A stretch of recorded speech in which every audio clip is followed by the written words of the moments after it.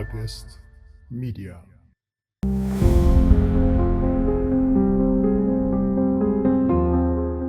የኢሜሉ ፕሬዝዳንታዊ ምርጫና የህወሓት ቅሬታ።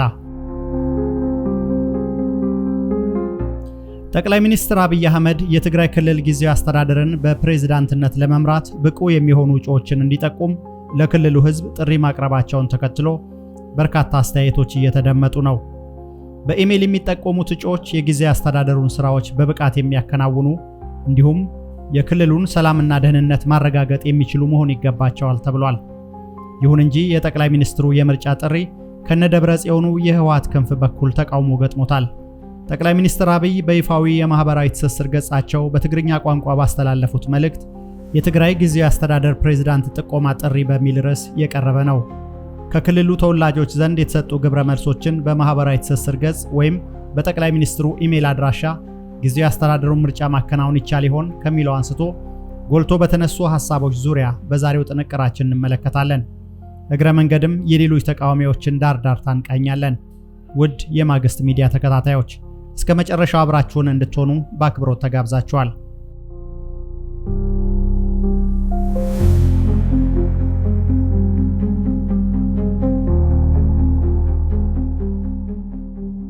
የትግራይ ክልል ጊዜያዊ አስተዳደር ሲቋቋም መሰረት ያደረገው አዋጅ ለአስተዳደሩ የሚፈቅደው የሥራ ዘመን 2 ዓመት ብቻ ነበር።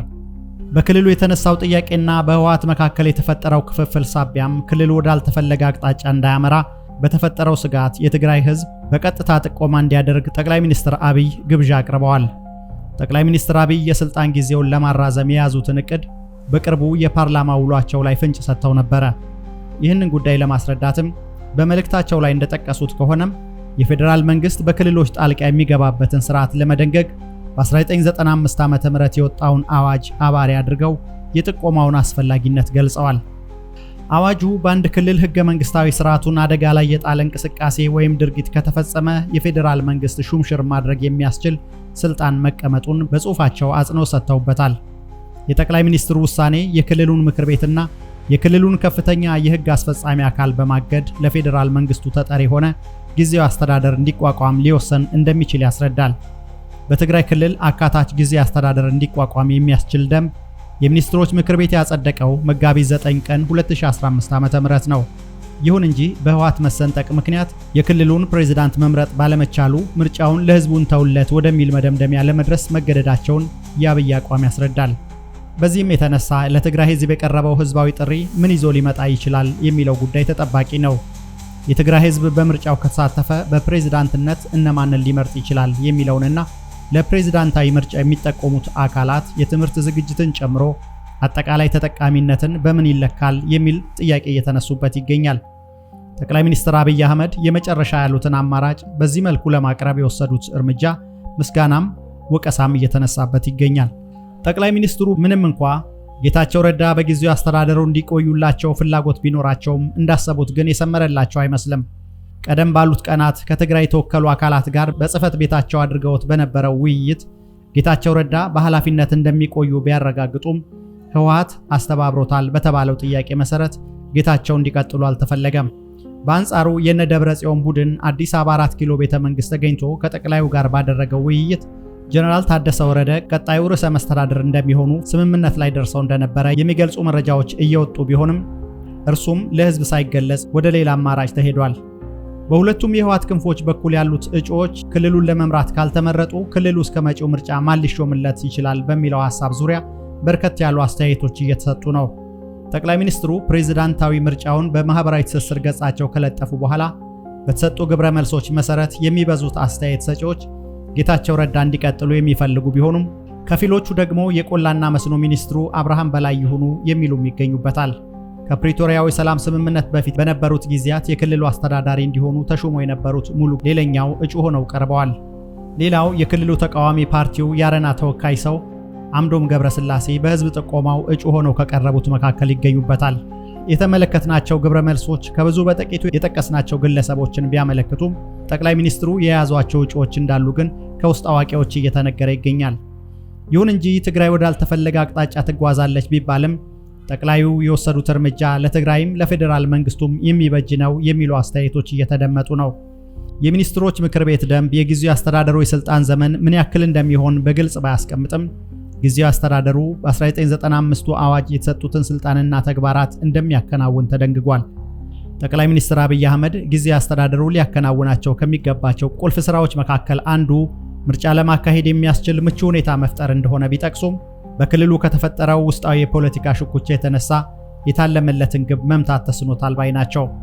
ጠቅላይ ሚኒስትሩ ለሁኔታው በቀጥታ ተጠያቂው ህወሓት ነው ባይሉም አጠቃላይ በክልሉ ያለውን እንቅስቃሴ ግን መውቀሳቸው አልቀረም። የትግራይ ክልል ጊዜያዊ አስተዳደር እንዲቋቋም ያደረገው የሚኒስትሮች ምክር ቤት ደንብ ርዕሰ መስተዳድሩ በፕሪቶሪያው ሰላም ስምምነት መሰረት በሚደረግ የፖለቲካ ምክክር ተለይቶ በኢትዮጵያ ፌዴራላዊ ዲሞክራሲያዊ ሪፐብሊክ ጠቅላይ ሚኒስትር ይሾማል ይላል። በዚህ ድንጋጌ መሰረት የጊዜያዊ አስተዳደሩን ፕሬዝዳንት መሾም የጠቅላይ ሚኒስትሩ ኃላፊነት መሆኑን አብይ በትግርኛ ቋንቋ ባስተላለፉት ጽሑፍ ቢገልጹም ስለ ፖለቲካዊ ምክክር ግን ያሉት ነገር የለም። በነደብረጽዮን ገብረ ሚካኤል የሚመራው ህወሓት በበኩሉ ፌዴራል መንግስቱ የጊዜያዊ አስተዳደሩን ስልጣን በማራዘም ዙሪያ ብቻውን እየሰራ ይገኛል በማለት ባወጣው መግለጫ መንግስትን ከሷል።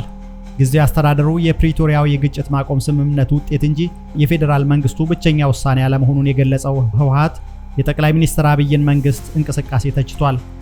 ለጊዜያዊ አስተዳደሩ አዲስ ፕሬዝዳንት በመሾም ዙሪያ በቅርቡ ከፌዴራል መንግስቱ ጋር ውይይት ማድረጉን የጠቀሰው ህወሓት የጊዜያዊ አስተዳደሩ ምክትል ፕሬዝዳንት ጀነራል ታደሰ ወረደ በጌታቸው ረዳ ምትክ በፕሬዝዳንትነት እንዲሾሙ መወሰኑን ገልጿል። ሆኖም ከጠቅላይ ሚኒስትር ጽህፈት ቤት የቀረበው የእጩ ፕሬዝዳንት ጥቆማ ጥሪ ይህንኑ የህወሓት ውሳኔ ችላ ብሎታል በማለት ቡድኑ ይወቅሳል።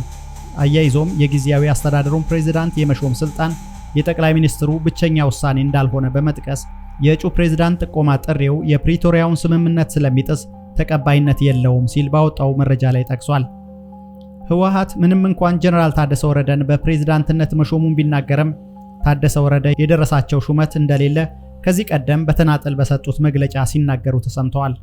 በነደብረጽዮን ገብረ ሚካኤል የሚመራው የህወሓት ክንፍ ባወጣው መግለጫ መሰረትም ጠቅላይ ሚኒስትር አብይ የትግራይ ህዝብ ለጊዜያዊ አስተዳደሩ እጩ ፕሬዝዳንት ጥቆማ እንዲሰጡ መጠየቃቸውን ተከትሎ ተቃውሞ እያሰማ ይገኛል። አንደኛው የህወሓት ቡድን በጠቅላይ ሚኒስትሩ ቸል ለመባሉና ይገባኛል ብሎ የሚያስበውን ትኩረት በመነፈጉ የተነሳም ቁጣ ጭሯል። ቡድኑ በፌዴራል መንግስት ቦታ እንደሌለው በተደጋጋሚ እየተገለጸለት በመሆኑ ብስጭት የወለዳቸው መግለጫዎች ሲያወጣ እየታየ ነው። የህወሓት ለሁለት መሰንጠቅና ከምርጫ ቦርድ ጋር የገባበት ሰጣ ገባ ፓርቲው ህጋዊ ሆኖ አለመመዝገቡ ለብልጽግና መራሹ የፌዴራል መንግስት ሰርግና ምላሽ የሆነለት ይመስላል። ከሁለት ዓመታት በፊት ገደማ የተፈረመው የፕሪቶሪያው ስምምነት የሀገሪቱን በተለይም የትግራይን ሁኔታ በከፊል ድባቡን እየቀየረ ይገኛል። ሌላው ትኩረት የሚስበው ጉዳይ በፌዴራሉ መንግስትና በትግራይ ታጣቂዎች መካከል ከተደረገው ስምምነት የኦሮሞ ነጻነት ሰራዊት ብዙ ነገር ተመርያለሁ ማለቱ ነው። የኦሮሞ ነጻነት ሰራዊት በተደጋጋሚ ጊዜ ከፌዴራሉ መንግስት ጋር ለመደራደር በጠረጴዛ ዙሪያ ተቀምጦ የነበረ ቢሆንም ድርድሮቹ ያለ ስኬት መጠናቀቃቸው የሚታወስ ነው። የኦሮሞ ነጻነት ሰራዊት ህወሓትን የተመለከተ ቀጥተኛ ወቀሳ ባይሰነዝርም የፕሪቶሪያው ስምምነት አፈጻጸም ሂደቱን ግን ወቅሷል። ቡድኑ ከፌዴራል መንግስት ጋር የነበረው ድርድር በስኬት ያላጠናቀቀባቸውን ምክንያቶች በዝርዝር አስረድቷል። የኦሮሞ ነጻነት ሰራዊት ከህወሓት ተመርያለሁ ሲል በቃል አቀባዩ በኩል ሲናገር ተደምጧል። በኦሮሚያ ትጥቅ አንግበው የሚንቀሳቀሱ ቡድኖች የፌዴራሉ መንግስት ከህወሓት ጋር የተደረሰበት የተዝረከረከ ስምምነትን እንደ ምሳሌ እየወሰዱት ነው ማለት ይቻላል። በሌላ በኩል የምስራቅ ኢትዮጵያው ኦብነግ የአስመራውን የሰላም ስምምነት ለመጣስ ዳርዳር እያለ እንደሚገኝ ምልክቶች እየተስተዋሉ ነው። ብልጽግና በህዝብ አመጽ ወይም ባልታሰበ የትጥቅ ትግል ግፊት አሊያም በመፈንቅለ መንግስት ካልሆነ በስተቀር በምርጫ የሚገዳደረው የፖለቲካ ድርጅት አለመኖሩን ማስተዋል ይቻላል። በሀገር ውስጥ ፖለቲካ እዚህ ገባ የሚባል ጠንካራ ፓርቲ እንዲፈጠር ባለመፈለጉ ወይም ባለመደረጉ ጠንካራ ተገዳዳሪ ፓርቲዎች እንዲዳከሙ ከመሆኑ የተነሳ የሀገሪቱ ፖለቲካ ምህዳር ተዳክሟል። በቀጣይ ለሚኖሩ ፖለቲካዊ ውይይቶች የሰከነ የፖለቲካ መድረክ መፍጠር የሚቻል አይመስልም። ይሁን እንጂ አነሰም በዛም ፖለቲካዊ ጥያቄ ያለኝ የሚል አካል ጥያቄው መልስ እስኪያገኝ መስራት አስፈላጊ መሆኑ እሙን ነው። በዚህ ረገድ ገዢው ብልጽግና ቀናኢነት የጎደላቸው አካሄዶችን መምረጥ የፈለገ ይመስላል። ሰላም ለህዝባችን እየተመኘን የዛሬውን እዚህ ላይ ያበቃን።